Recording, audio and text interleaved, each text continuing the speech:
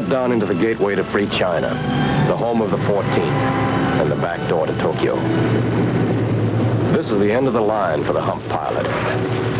He goes back to India for another load, and the 14th takes over. Kunming was the first base of the 14th. One of the first jobs of its pilots was to defend their airfields and keep the hump route open. Here are some of the men who did that job. They are the $500 bonus for every Jap plane destroyed. In the 5 months after Pearl Harbor, they got 300 Jap planes and lost only 12 of their own pilots. From these original Flying Tigers, the newly organized 14th Air Force got planes, pilots, insignia, a commander, and a great tradition. The planes were battered P-40s with 30 caliber machine guns, museum pieces on any other front, but all they could get in China.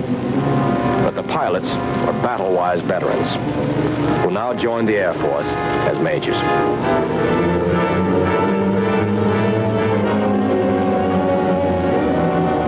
The commander was the retired Army captain who led the Flying Tigers, now Brigadier General Claire Chennault.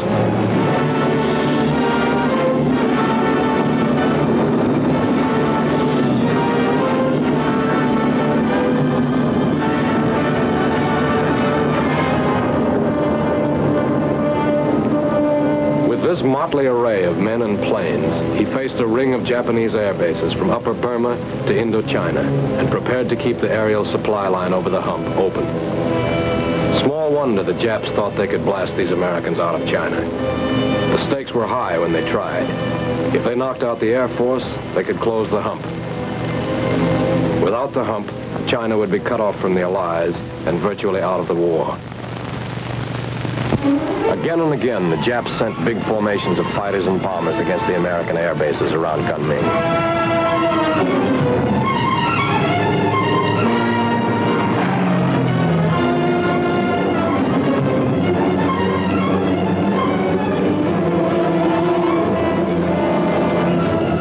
Day after day, the red air raid warning balls went up, and the pilots scrambled for their sharp-nosed fighters.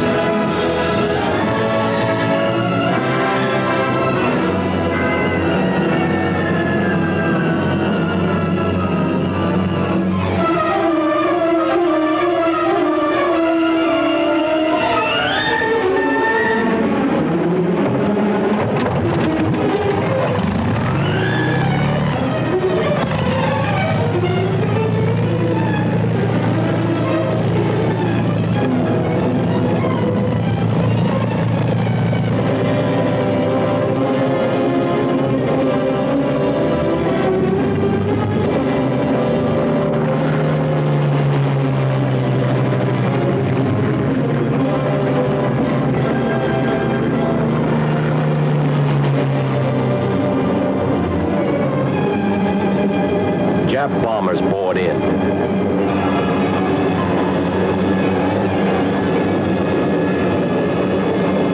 Shark's teeth flashed to attack with General Chennault's famous fighter tactics.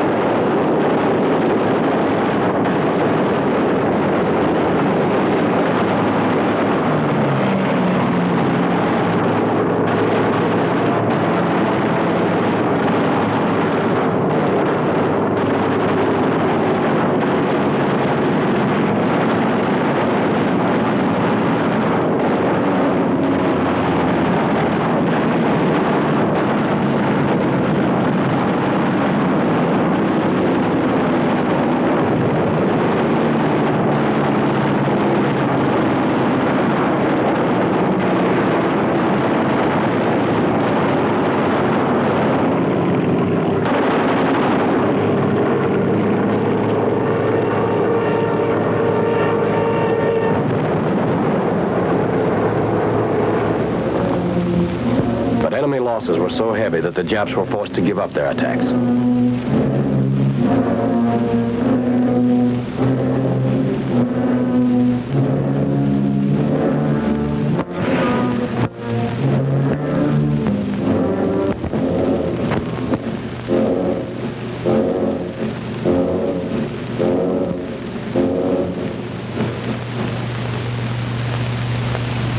With the hump bases safe, General Chennault planned to move into East China and take the offensive. With the help of the Chinese, the 14th was free to kick open the back door to Tokyo a little wider. The first jump was 400 miles east from Kunming to the Hengyang-Luzhou line, with major fields at Hengyang, Lingling, Guilin, and Luzhou. 250 miles closer to the Japs were the staging fields of Sichuan, Kanzhou, Namyang, and Nanning.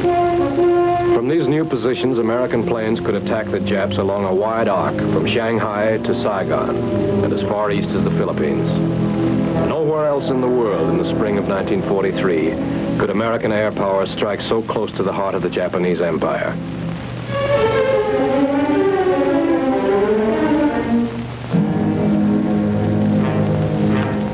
You are seeing a miracle. In less than 3 months, people built a chain of airfields that could handle the biggest American bombers. They built them on the land that formerly raised their food. They built them by hand. Their pay was 20 cents and a bowl of rice a day, and the Japs the American planes would kill.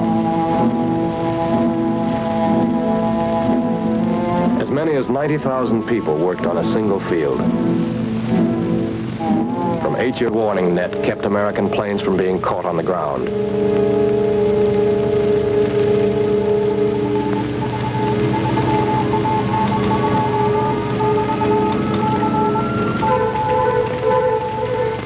Chinese spotters, farmer territory between our bases and the Japs.